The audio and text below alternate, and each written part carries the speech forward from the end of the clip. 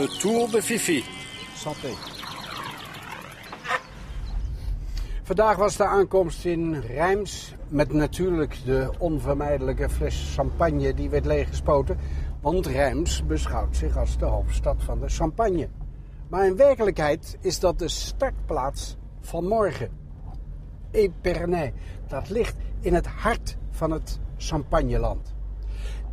En de etappe begint dan ook heel toepasselijk in de straat waar we nu rijden. Avenue de Champagne. Champagne was eigenlijk de eerste vorm van doping. Heel in het begin van de Tour de France dronken de renners van tevoren een glaasje champagne. En daar gingen ze. Want zoals doping betaamt, had het een stimulerende werking.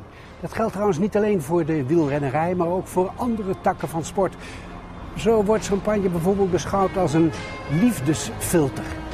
En nog veel meer. Enfin, ik heb een afspraak. Voilà, je regarde les autres.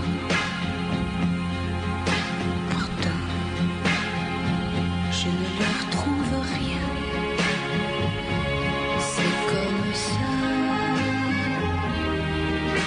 Voilà. Alors, j'ai une question à vous poser parce que on attribue un tas de qualités au champagne, hein, le côté festif, le côté érotisant.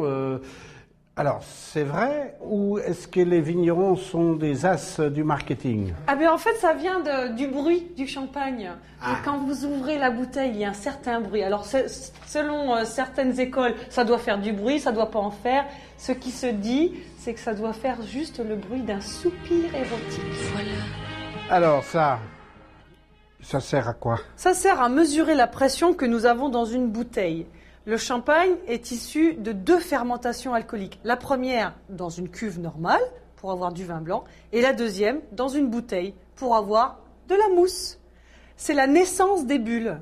C'est-à-dire qu'en janvier, on va mettre le vin blanc avec du sucre et des levures.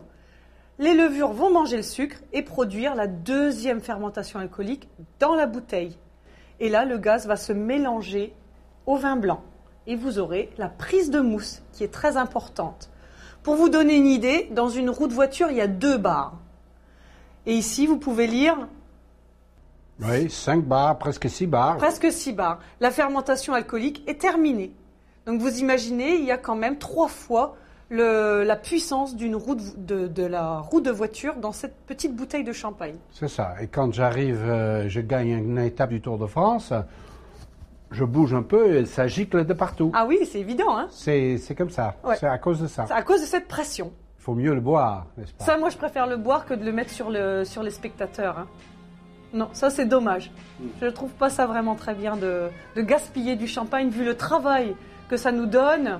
De le jeter comme ça, c'est dommage. Voilà, je regarde les autres. Pourtant. Bij alle vrolijke eigenschappen die de champagne wordt toegedicht, is het vooral een goudmijn. Hier gaat meer dan €1 miljard per jaar om. En de naam champagne mag nergens anders worden gebruikt op straffen van een rechtszaak die altijd gewonnen wordt. En daar is ook wel iets bij voor te stellen, want bestel in Nederland, in welke horecagelegenheid dan ook, een glas champagne. En in 9 van de 10 gevallen krijg je een of ander mousserende wijn die niets met champagne te maken heeft. Allons-y. Ça, c'est du vrai champagne. Oui. Santé. À la vôtre. Santé.